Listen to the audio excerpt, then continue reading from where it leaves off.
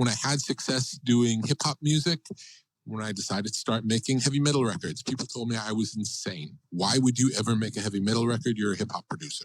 Then when I had success doing heavy metal records, then I started making country records or comedy records or whatever it was that I was interested in. And every step of the way, I was called crazy by my partners in the music business. Why are you doing this? Why are you wasting your time? So there'll always be barriers to entry to anything you want to do. And it's the excitement that you could generate in yourself to overcome first those walls within yourself and then those walls outside of yourself. Welcome to the 1 Hour Intern. I'm your host, Will Brigger. Today, I was lucky enough to speak with one of the living legends of popular music, Def Jam co-founder and super producer Rick Rubin. I caught him on his cell phone, so if you hear wind or noise in the background, I'm sorry for the inconvenience, and I hope it does not get in the way of his great story. Our internship with Rick starts now. Before we begin talking about your story, there are some questions I would like to ask you. Can you explain the work that actually goes into making an album? We all sit here and listen to great songs, great albums, but we don't really know the behind the scenes. Can you give just a quick rundown of what that's actually like? I can say that there's not a specific way that it always happens. Each one has its own journey. Typically what happens, I can say, is that there's a period of time when the ideas come and the writing happens in the way that I'm used to working, although not exclusively working, but it's complicated because I've worked on many projects with many different kinds of artists. Each artist has their own rhythm and method to get things done. And my job is to support them in doing their best work. So sometimes I'll make a suggestion of trying something a different way than the way that they would normally do it, but more often than not, it's supporting them in their own process. So I will give you a general way that it happens more often than not. But again, there are no rules and it can be different every time. Of course. So typically there are ideas and writing happens. And then this material for some artists would be demoed and in some form where it could be listened to and talked about. And then that might be redone or refined to make the thing that you finally get to hear. And there are many steps in that process. And then there are some artists who are more spontaneous, where they come into a recording session without any pre-existing material and just catch a moment and create something. And that happens more now than I think it used to happen. And I think technology used to make it more difficult for the spontaneous to happen. Now it's easier to capture those moments. Before, going into a recording studio was much more of an expensive proposition. So in the same way that it's rare for people to start filming a movie without having a script, it would be rare in olden times to start recording an album without having the songs pre-written. Now that may not be the same as it has been in the past. So I've got to work in different ways with different artists, but there's writing, there's recording, there's editing, there's refining, and then you get to hear it. In that response, you answered, or you mentioned that spontaneity was something that was really big now. What other major changes have you seen through your time in the industry? I'll say not even in my time in the industry, but just things I noticed as a student. I like a lot of music from the 1960s, which I was a baby. I was born in 1963, so I didn't really listen to much music in the 60s. Maybe, in 1968 or 69, I started listening to music as a little kid, actively listening to music. Music was always playing before that, but I don't know that I was really listening to it. In the 60s, to make a record, you really had to be good. There was a certain amount of musicians, a certain skill level that you had to pass certain boundaries to be able to ever get the ability to go into a recording studio to record. It was an aspiration that many, young bands would want to get to, but not everybody got there. And today, on GarageBand, everyone can do whatever they want on their laptops or maybe even on their phone.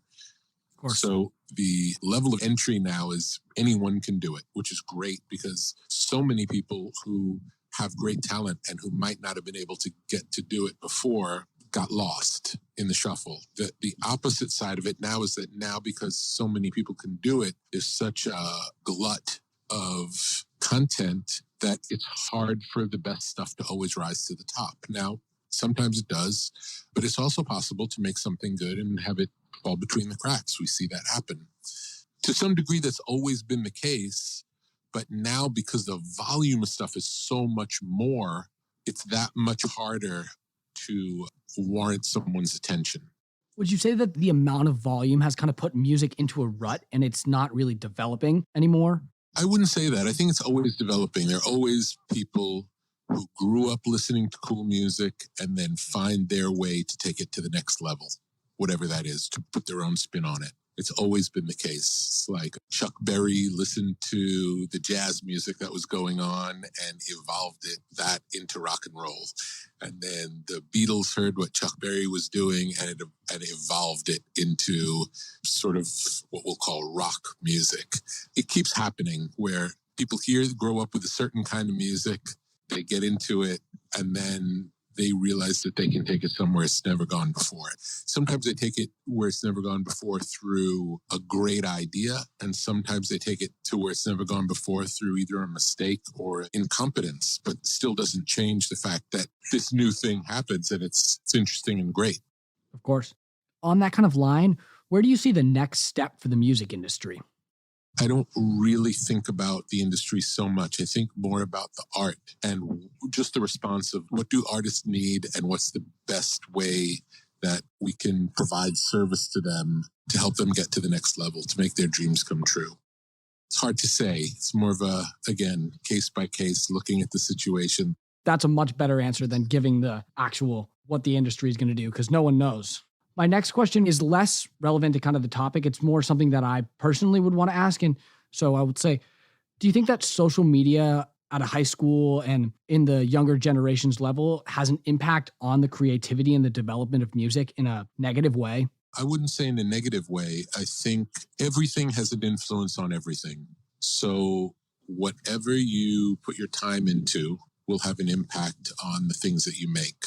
Could be good, could be bad. The atom was split and it created the atomic bomb, and it also may soon create the future of clean energy for everyone. So it's like the event is the event, and then people use it for good or people use it for bad. Social media, it's something that's in our lives, and there will be creative people who use it for good, and there'll be ones who get lost in it and it has a negative effect. Is there kind of a personal way that you think we can take advantage of something like social media, not necessarily social media, but a big revolution in a way so that we can make it good for ourselves? Well, I think we've seen that social media is great opportunities for a lot of people. So there are definitely people who have benefited from social media. So yes. Okay, now let's rewind to 1963 in Long Beach, New York. Martin and Linda Rubin gave birth to you. What was life like at home for you? What was life like for me? It was a small beach community that I was born into. I would say the West Coast equivalent would be like Manhattan Beach or Newport Beach, or maybe, let me see, what would be the Northern California version, like Stinson Beach, something like that. So it was a small beach town. There was like a main street with small mom and pop shops. And the beach was on one side of this little island, and the bay was on the opposite side of the island. So it was surrounded by water. I would say it was a pretty peaceful resort community growing up, and it was close enough to New York City, less than an hour by train or car, where there was a cosmopolitan aspect. Even though it was essentially a suburban place, we were close enough to the city that it didn't really feel like you were in the sticks. You were able to go into the city. You were able to experience that life, but you could also experience peaceful beach existence. And I think it played a big part in my tastes, who I am, and feel very lucky that I was born there as opposed to, let's say, in Manhattan, which would have been my dream. Like had I, at the time, had a choice, I would have much preferred to be in Manhattan because that was the center of the world and where everything was going on. And I wanted to be in the center of it, and I felt like I was outside of it. But I wasn't so far outside of it that I couldn't feel it. But I was far enough outside to not have to follow the strict rules of it. My friends who grew up there had much more limited ability to be open to things. They much more knew what was cool and could only like the cool thing. And it ended up being a big limitation for them. You did frequent the city a lot, though, despite kind of not being controlled by its restrictions. Am I right in saying that? Yes. I went as often as I could. I loved it. I loved going. As I said, had I had the choice at that time, I would have preferred to have lived in the city. Now, in retrospect, I'm thankful that I didn't. When you went to the city, you kind of, or I read that you frequented a lot of magic shops and you hung out with that kind of group of people. What was the appeal to magic for you? I always liked magic from the time that I was a kid. I didn't really understand the difference between the magic that's performed by a magician or the magic that's performed by a wizard. I was always fascinated by the unseen world and things that seemed impossible revealing themselves. So whether it would be a miracle like the parting of the seas or a miracle like, wow, the card jumped to the top of the deck, the idea that I could witness a miracle was very exciting to me. And did you learn anything from your time as being with a magician or being around those older magicians? I did. I learned that there are layers and levels to things. I learned that practice is really important in terms of being a magician. You get into a good habit of being someone who practices. So there's a diligence, and I spent a lot of time reading and a lot of time practicing in front of a mirror to understand the way how things worked and how they looked and how to manufacture an experience. And did that attitude or that kind of development help you later in the music business? I would say it played a role in who I was. I don't know that I can make a direct of course. Yeah, but it definitely played a role. All the experiences in my life played a role. And I would say in terms of what people could do, I had a lot of things, get good at different things that you're interested in. You know, like I remember being interested in when I first got my driver's license, even before I got my driver's license when I was 16, I got really into cars and, you know, learning how to take apart a car and put it back together. And I can remember changing the brakes on a car that I had when I was 16 years old and then driving and having the wheel fall off because I didn't put it back on right. And, you know, you like just practicing things and trying things and making mistakes. And I remember trying to learn to sail and getting lost at sea. You know, I tried a lot of things, some successfully, some unsuccessfully, but I wouldn't say any of the failures didn't help me in life. You know, they all gave me understandings of different things. All of the experiences I had, the fact that I spent a lot of time in museums or the fact that I spent a lot of time reading or the fact that I spent a lot of time listening to classical music because my Aunt Carol liked classical music, which if it weren't for her, I would have never listened to or never been exposed to because my parents didn't listen to that music. So again, it just happened through the luck of my situation and applying myself to the things that seemed interesting to me from the wide range of things that were out there. There were also a lot of things that were available to me that I didn't pursue, and that was fine too. You know, following the things that got me excited was something that I always did from the time that I was young and something that my parents really supported. So that was a great thing about the way I was raised. Are there any particular experiences or things that you tried that you feel really marked your character more than anything else? I think probably learning to meditate had the biggest effect on my life. I learned when I was 14, and I did it from 14 until the beginning of college. Then I stopped in college, and then I started again when I moved to Los Angeles just a couple of years after college. And from the first time that I did it after college, the first time in California, I realized, oh, the years that I had done this is really important. And this is a reason that I see the world the way I do was because I did that for those years. I didn't know that until I got away from it and got back into it. And from that very first reintroduction to it, it became clear. It's like, oh, I see the world differently because I have this in my skill set. How did meditation transform your view of the world? It allows you to get very quiet and still and be with what is. So there's no striving or wanting. There's no desire. There's no trying. There's a tremendous amount of acceptance. And there's no good or bad meditation session. If you sit down to meditate, it's good. You've succeeded. And some days you sit down to meditate, and at the end of it, you feel like, wow, that was the greatest thing that ever happened. And sometimes you sit down and 20 minutes, half hour later, you feel like, wow, that was nothing happened. I didn't go anywhere. Like I didn't make progress. Feedback is a mistake. The reality is if you sit down and do it, you have succeeded in doing it. And having a practice like that really informed the way I do my work. And that there's not, yes, there are good days and there are bad days, and it's exciting, but that again goes back to magic, that idea of the practice, the being willing to do what it takes to do the work to get where you want to go. Even when it feels like you're not moving forward, every session is moving forward in its own way. If you look at it as in its totality, each good or bad meditation is another puzzle piece that fit together to make the picture. I mean, that makes me feel really good about myself, because I started meditating a month ago and I've just haven't been getting any better at it. But hearing you say that makes me feel some confidence in my struggle. There's no better to get. All there is the doing. If you sit down and do it, you've done it. It's like you're banking those experiences, and there's no wrong way to do it, and there's no bad meditation. Wow, that's beautifully put. I want to go back to your kind of childhood a little bit again and talk about what was your relationship with your family. I know you mentioned that they helped you kind of grow, but by encouraging you to do things, but is there any other kind of defining parts that you want to talk about with regards to your parents? Let me see what I can tell you about them. I can tell you a little bit that both my parents came from bigger families.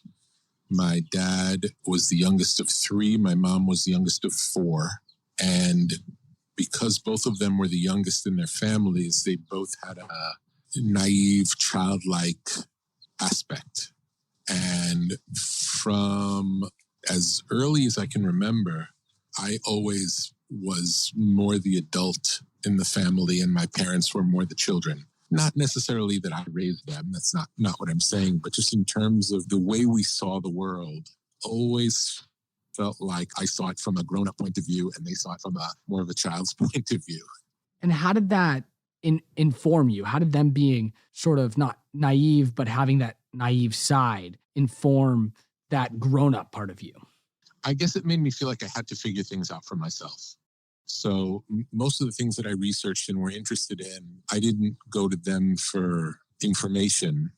I more would just do the research myself. I would ask my mom to drive me to the library and I would research at the library, or I would ask my mom to drive me to a magic store. So that she definitely was supportive and would support the things I was interested in, but she didn't teach me about the things I was interested in. She made herself available for me to go do the work and learn what I wanted to learn from whatever experts I could find. And that's another thing I'll say, is that I'm comfortable asking questions in the same way that you reached out to me and asked questions. I always felt like it was okay to ask people questions. I always felt like if somebody was good at something and I wanted to know how to do it, I would ask them. If they would answer me, I would ask and would hang out. When I was interested in music, I would go to, in those days, record stores and hang out with the people who worked in the record stores and just ask about music and get them to play me music and tell me about the history of music. And when I was interested in magic, I would spend all of my time in magic stores and get the people who worked in the magic stores to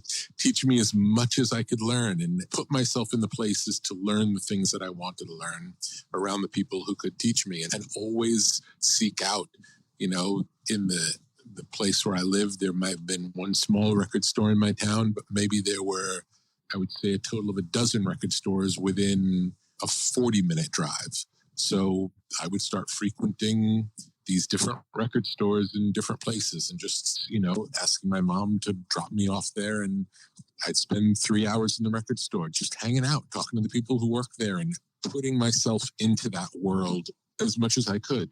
When I went to NYU, I got an internship with Laurie Anderson, a performance artist. I got an internship with something called Rock America, which was an early I want to say online, but I don't even know if it really was online. It was like an early cable music service, different places where I could just be close to. I worked at the NYU radio station. I did a show at the NYU radio station. In my high school, I asked my high school didn't have a radio station. And I said, well, if I come to school early, which is incredible for me to suggest because I historically would always get to school late, always. I was a late night kid, always. I watched Johnny Carson every night, which was late for someone who had to be in school the next day. So my parents were late people. They trained me to be a late person. I was a night owl always. And I remember at one point in high school, I missed half of the classes of my first 2 classes in the morning in a semester. You're starting to describe all my friends. So to make the point of how much I loved music, I thought, wow, if we had a radio station at the school, I want to do this. So I said, how about if I create a recorded music? I would DJ a half hour or hour of music to play over the PA system in the school before school started. So I would have to get to school an hour early to play music. And they agreed with that. The school allowed me to do that. And then I would go and did that, until eventually they didn't like the fact that I played, crazy loud music every day and decided to stop that. But it was, again, I was looking for ways to practice the things I was interested in doing, either for myself or with an audience, with whatever I had available to me at the time. Just because there was no school radio station, how could I make a school radio station? How was I able to, how could I do that? And this was, again, there was no online version of this. So had there been online, I would have done everything online. And in many ways, my career would have started much earlier than it did, because I always had the instinct to want to just make things and put them out and get feedback and understand how people responded to things. Oftentimes I see kids with a lot of ideas and myself with a lot of ideas, but it's hard to create the confidence to go out and actually do it, actually ask the school to let you make the radio show. How did you build up the confidence in those situations? I think I can really attribute that to my parents, the fact that I was an only child. I was somewhat spoiled. My parents told me that, I was the best in the world at everything that I did, unrealistically. They were blindly positive as it related to me.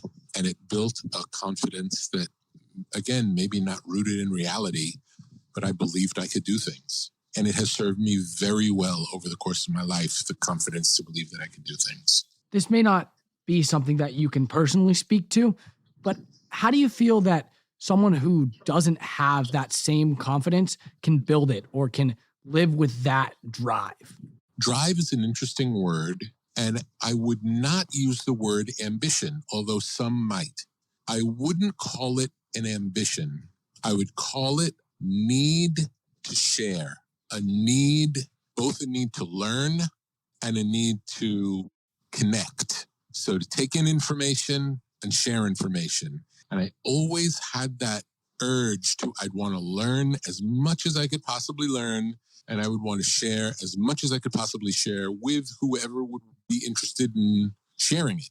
I always hoped that I would be able to find people who liked what I liked, find my tribe of my subset of people who, because if you're interested in anything to the point that you go deep into it and we'll say geek out, if you're so into something that the minutia, it's much more fun doing that in a community of others, like-minded people who you can discuss it with, who you can both learn stuff from and share stuff with. That was one of the great things about the magic world. It's like, if you're not a magician, the magic world is sort of a closed door. There's secrets and nobody can know. If you're a budding magician and you're welcomed in with the magicians, it's this whole world of knowledge. And people are eager to share and excited to talk about it and interested in coming up with variations. And everyone is working together to kind of further this art. It's an ancient art that everyone's working together to find a new angle on. Same is true in music. The people who make music are really excited to collaborate with other people who make music. It's the most fun thing in the world to work with talented people and collaborate. So going back to your question now, it's the hunger for that connection is the thing that gets you over the hump to ask the question you don't want to ask.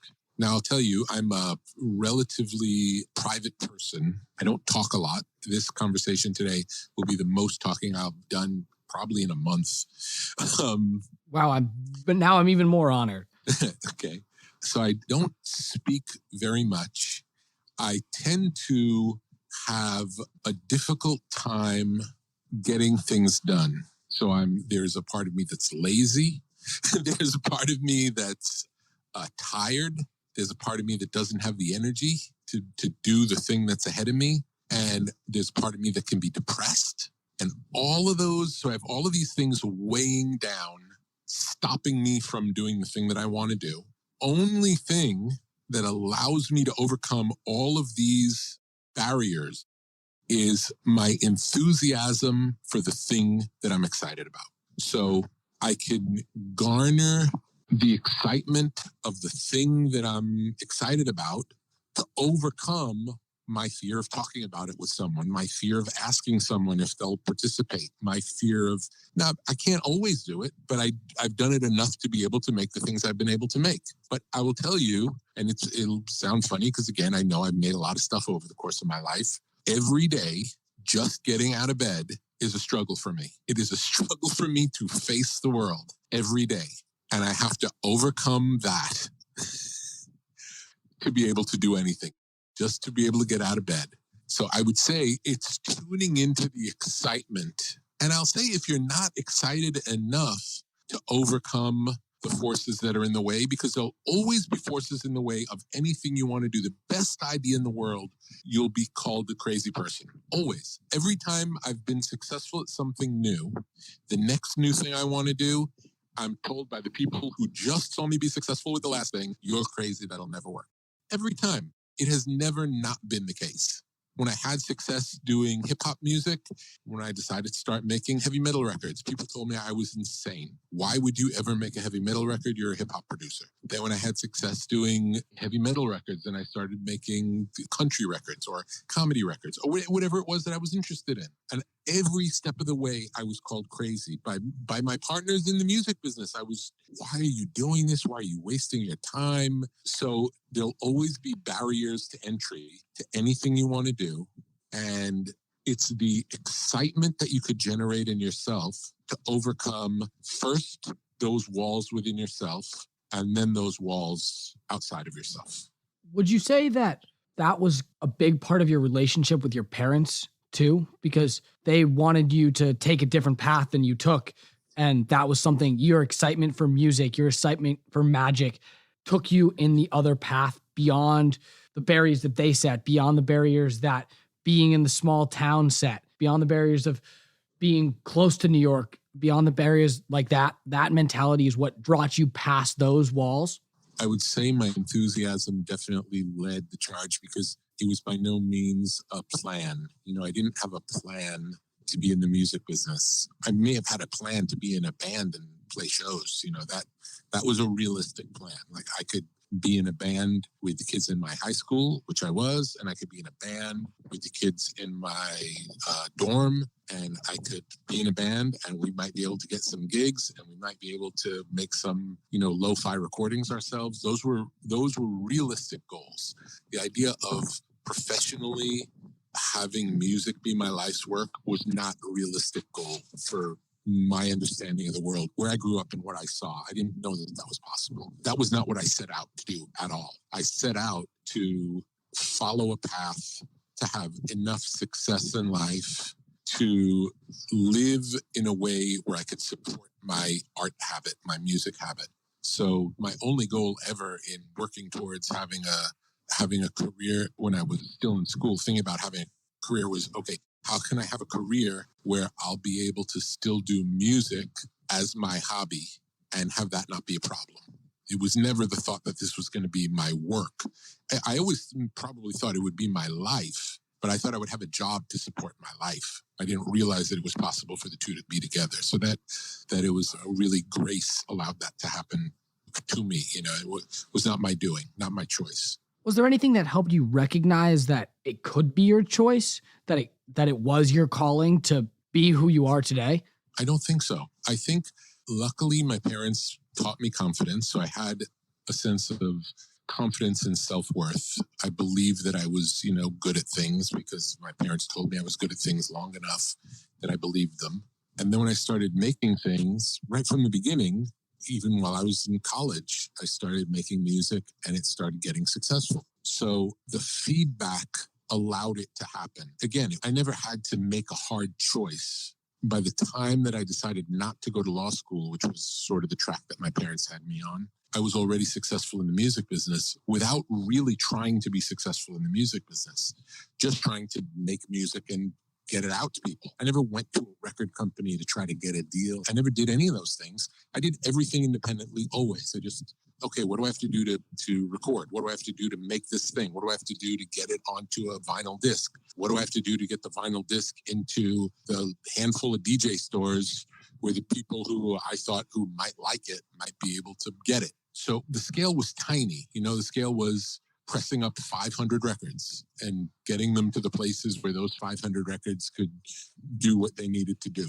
And maybe never be more than that. If all I was able to do was to press 1,000 hip hop records and sell them and make enough money back to be able to make another one, that would have been a fine system, because my interest was in making these things and putting them out. It was never about how big can they get or how much money I could make. I never considered that.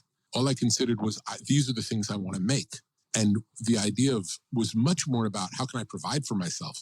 That had nothing to do with what I love doing. Now, in retrospect, I see for me, by doing what I loved, a career path that I didn't know existed opened up for me. And I think that that's the case for many other people who I've talked to. It was not so much carrying out a plan, so much as following the things that they loved in a really passionate and extreme way with all of their hearts, and something good happening. So, and a great deal of luck involved too, because I could have told you the exact same story and none of the things that happened in my life would have happened. And I could have ended up being a person being a lawyer and being very unhappy in that life. But the part of my life that would have always made me happy was the part that was making music. And I would still be doing that. I hope, that would be, it was always where my heart was. There was the point though, when you kind of made it work yourself, when Russell Simmons heard your music and you asked him to work with you, but he kind of turned you down because he said you're just some college kid, and you petitioned him. What was it like in that moment? Kind of realizing you have this opportunity and trying your hardest to take it, being denied, but continually working to take that opportunity. It was really a negotiation. It was a question of what I thought would benefit. It's like, if I'm proposing something to him that I think is good and he says no, he's not viewing it as a win-win. So he's viewing it as, oh, this might be something good for him, the kid who wants to do this, but this is not good for me. So then I thought about, okay, what would be a situation that would be attractive to him, knowing that he liked the music that I made? And I said, after he turned me down, I said, okay, how about this? How about I make all the music, I do all the work, I'll do everything, and you be my partner. And he said, okay, I'll do that. And why were you okay making that compromise? I mean, it seems like... Well, it's not a compromise at all, because the point is we each had something of value in the relationship. The thing that I brought in the relationship was this willingness to do the work and skill set to make the music. But I was a kid in college with no connections, or I wasn't a player in this game. Now, times are different now, where I feel like in today's world, we see more young people creating great things and being seen for who they are and finding a path into growing something, being accepted. Do you know what I'm saying? It's like at the time that I was doing this is now, 35 years ago, however many years ago it was, there was a huge barrier between kids making stuff and the industry. And not that my goal was to be in the industry, but I wanted my stuff to be seen. It's like a closed system of distribution, and you want to see your book. You wrote a book, And the difference is you either are selling your book out of the back of your car, or you're selling your book in the local bookshop, and you're selling your book on Amazon. I didn't have the ability to get to Amazon. I would still make the same thing. Do you know what I'm saying? I did the work but I didn't have that link, and there was no Amazon. So there was another piece of this, which in addition to Russell being a credible person in the music industry, which is Russell had experience with something that I had no experience with, which is called promotion, which is another of the things that are done in the music business. There's the A&R, and the creative part is the making of the art. There's the marketing, which is the creative art around a project and clever ways of turning people onto it that don't involve getting it on the radio. And then there's promotion, which is getting it on the radio. And that's something that I had no experience with or really interest in, whereas Russell, that was his expertise. So even though in our relationship, in my ask for him to become my partner, he had both the credibility in this little world that I didn't have, and he had promotion ability and skill.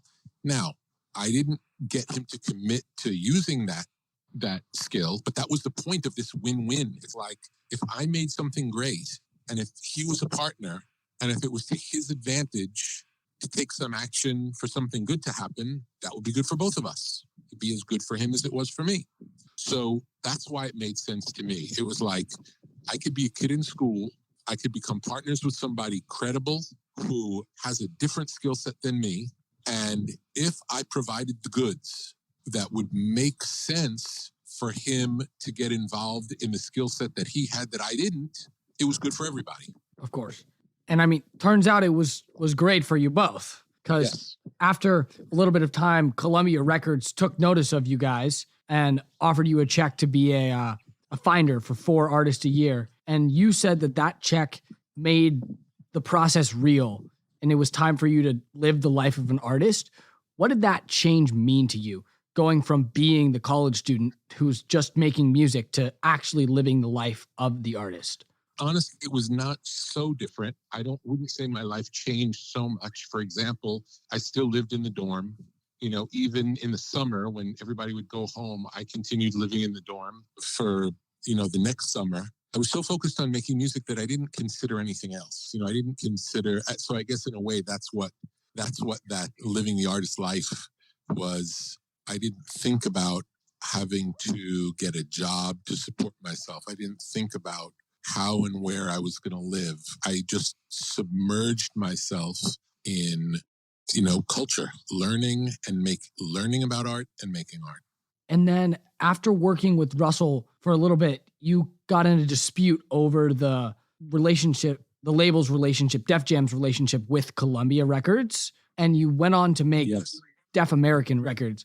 Obviously, Def American Records was a huge success, but it wasn't just a success in one day. There was a lot of hard work and process. What was the mentality when leaving Columbia and having to start anew? I had just done the work with Def Jam, so I knew what was entailed. I will say doing it again was much, much, much more difficult. And the first time you do anything, you assume that that's the way it goes. Something that I see with bands who get together and have great success, or artists who have great success, and it comes quickly and easily, you think that it always comes quickly and easily, and it does not. So I learned some of the reality of it was much harder the second time. The work was harder the second time.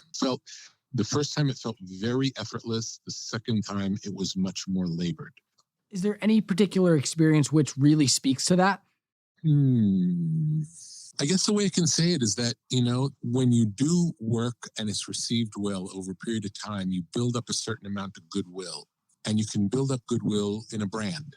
So if you start from nothing and create a brand and build up goodwill in that brand over a period of time, and then you start over again, you're not starting as the next chapter of that brand. You're starting with the first chapter of a new brand, and you're starting from scratch. So even though I had credibility based on what I had done at Def Jam, the fact that I had changed genres, the fact that I had moved to California, the fact that I was working with all new people, everything was just harder to do. It was just harder.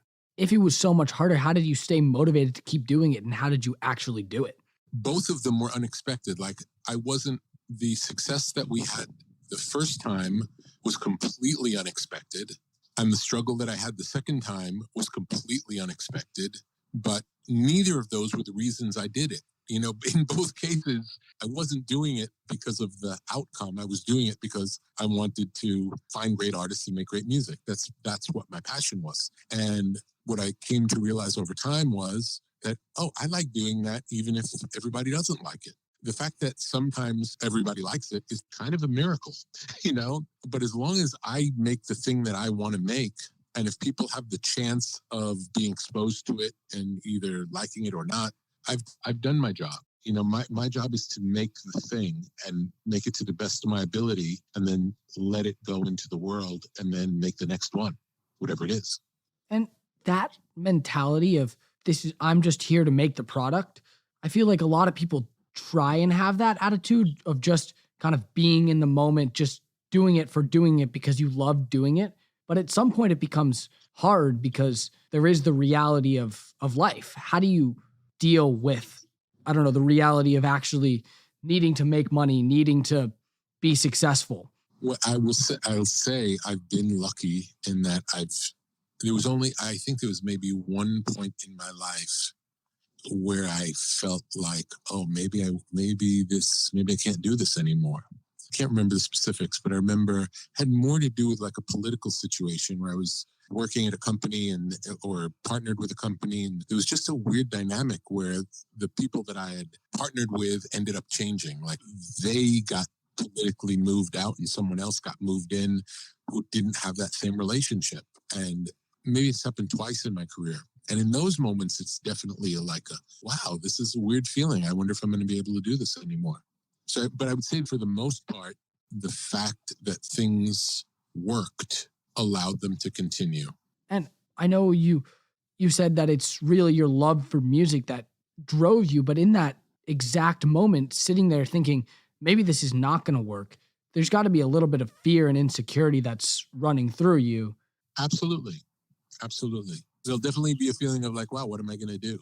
Does the fact that you found something that you're passionate for overcome that fear and insecurity, or is there something else that we can do to address the just being scared?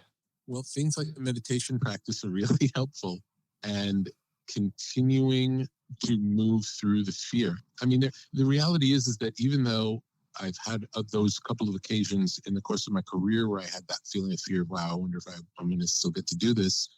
Because of my depressive nature, there'll be times when everything can be going great on the outside and everything is very successful.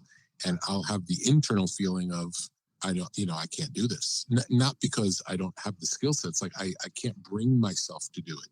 I don't know if you've ever suffered with any kind of depressive feelings, but it can really make it hard to do anything. So I've come to realize that part of that, I'll call it an instability, leads to a sensitivity that has really benefited my art. So it feels like there's always a balance. So yes, there are the fact that it's difficult for me to motivate myself to do things exists in my life. But the fact that I have that is part of what allows my ability to create better art.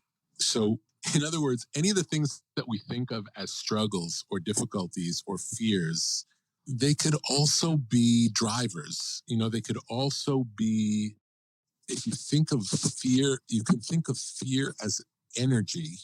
And that energy is very similar to excitement. And for some people, they could use fear as energy to drive them forward. I don't know if I'm that person, but some people can.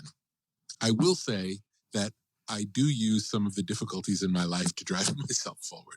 If you don't mind me asking, could you talk a little bit more specifically about that? Yeah, I would say it's mood-related things. Like I'm very sensitive to things. I'm sensitive to things to the point of where things that seem like they'd be very easy to do are not always very easy to do.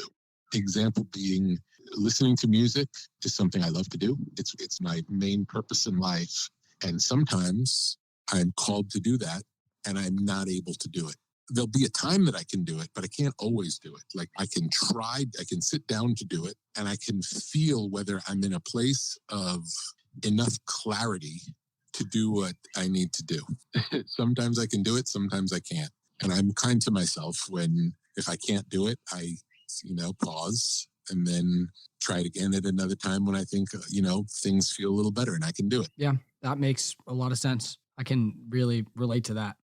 I don't want to take up much more of your time because you've already given me so much time and I'm so grateful. So I just want to close by asking you, are there any other stories in your life, any other big moments that you feel have really helped define you, have really changed course in your life or taught you a lesson that you feel you want to share? I would say it's not so much big things, but small things. And I notice them over time. Like I'll notice I had a cousin so I was probably, I'm going to say 7 or 8 years old, really into music, went to visit a cousin, my dad's brother, and his kids. And the kids were older than me. One of my cousins was dating a drummer in a band. And I was listening to music because anytime I would go to their house, they had a lot of records. And I'm listening to music. And I remember the drummer saying, when I listen to music, I like turning, in those days, there was more like on a car radio, there was a bass control and a treble control. And on the receiver in this system that we were listening to records on, there was a control for a bass control and a treble control. And this drummer guy, who was probably 10 years older than me, maybe 12 years older than me, said, I like turning up the treble because I'm a drummer and I feel like I can hear more of what the drummer's doing. And now that happened when I was, as I say, between 6 and 8 years old. That was just a little seed that was planted there. And then maybe in my 20s, when I was recording drums, when we were working on the mix, I said, what's it like if we turn the treble up a little bit on the drums? How does it affect the drums? Because of the comment that he made. Now he wasn't a record producer. He was just a guy who played in a band, and his experience of listening to music was just a little nugget that was planted in my brain. And I happened to remember it, and it probably had an effect on the way I produce records.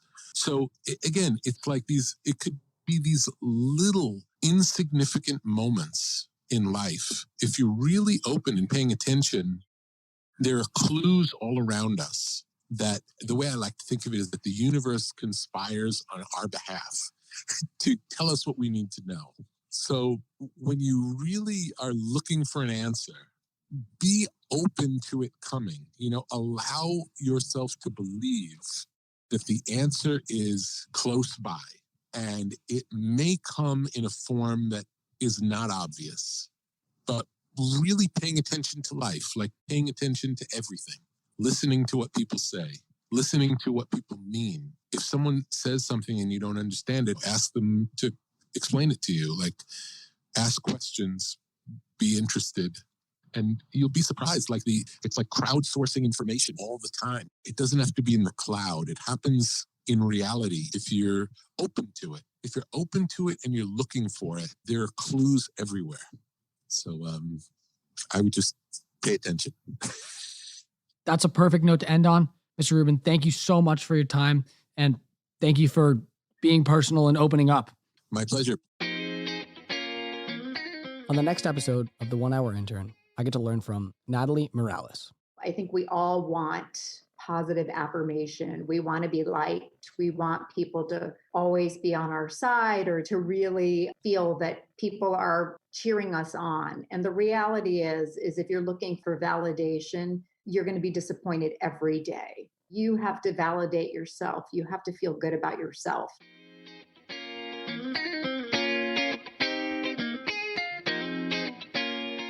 Thank you for listening to the 1 Hour Intern. I hope that you explore more of our episodes. Follow us at 1 Hour Intern. The 1 is spelled using the number 1. And if you enjoyed, please rate, follow, and subscribe. The 1 Hour Intern is produced, hosted, and written by me, Will Brigger. My co-producers are The Blue and Studio Pod. Till next time, thanks.